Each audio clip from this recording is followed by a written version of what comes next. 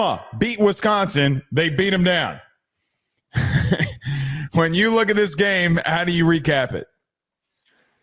Dude, I am so impressed with how Ty Simpson looked. Now, I know that there's some problems that we've got to talk about here a little bit. You know, the run game is still not great, but there were two things coming out of the Florida State game and a little bit of their last game against UL Monroe that we identified we needed to see better of. And we also, most importantly, Blake, we wanted to see them attack. We wanted to see them just completely go after their opponent relentlessly.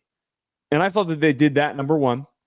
I thought that, number two, the fact that their pass rush going up against a shaky offensive line for Wisconsin, getting 4 sacks after having none to start the season, is an awesome step in the right direction. LTO, Overton, and Rousseau finally getting home. Those guys are those guys are key, so key for your defense building confidence. But the last part with that is I wanted to see Ty Simpson play more composed and to be as aggressive as he showed in the beginning of the Florida State game. Mm-hmm. And he looked exactly like what we knew that Michael Penix once did in Kalen DeBoer and Ryan Grubb's offense. I think that his skill set, and if he continues to play with the accuracy and the timing and the drive, all those things, this passing offense can be incredibly dangerous. It will be a lot better than what happened with it last year with Jalen Milroe. But there's some issues that they have to still work through. It's just a nice confidence-building win. He also can't be your leading rusher. Yes. That's the thing that you have to discuss. Listen, let's talk about the positives. I agree with everything you said in the past game. Ryan Williams had a massive game. He showed back. He was there, locked in against a really bad secondary, right? Wisconsin's a really bad football team. And I don't mean that. They're ass. They're a very bad football team right now.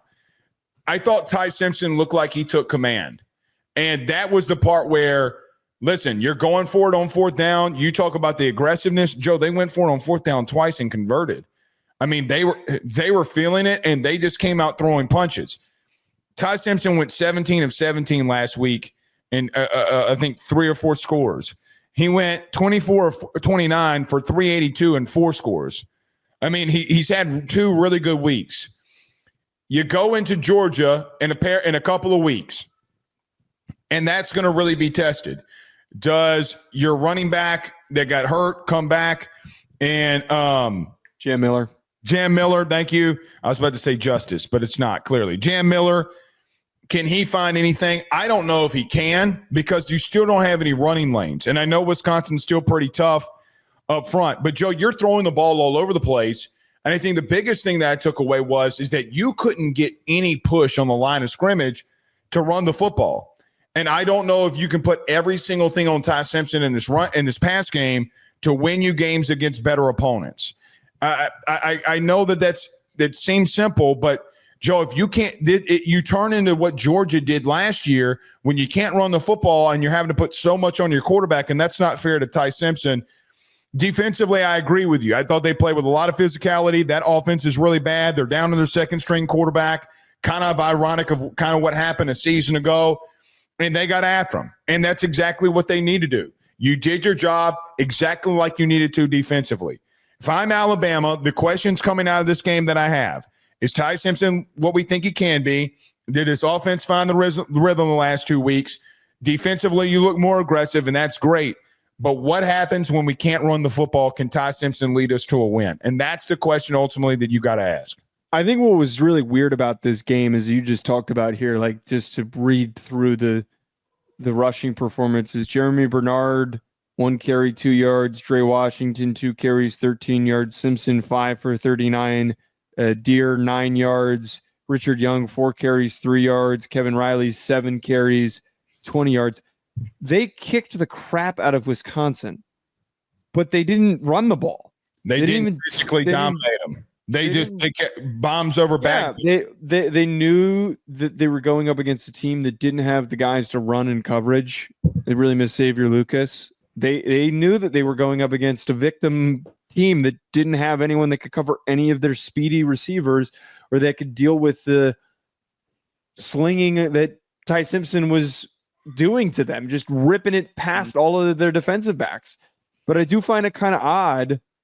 It's not like it was like really problematic that they didn't run the ball, but I find it kind of odd when you're kicking the crap out of your opponent that bad. How do you not get into the fourth quarter and just slow the game down and get a bunch of carries for your running backs? I agree with you. I think that for me is something that I need to see more of, because when you play against Georgia, if you can't run the football, you lose. Yeah, you lose. Just to be very frank, there's no interpretation around that. You don't run the football. You don't have Jalen Milroe to carry your run game. You lose the football game.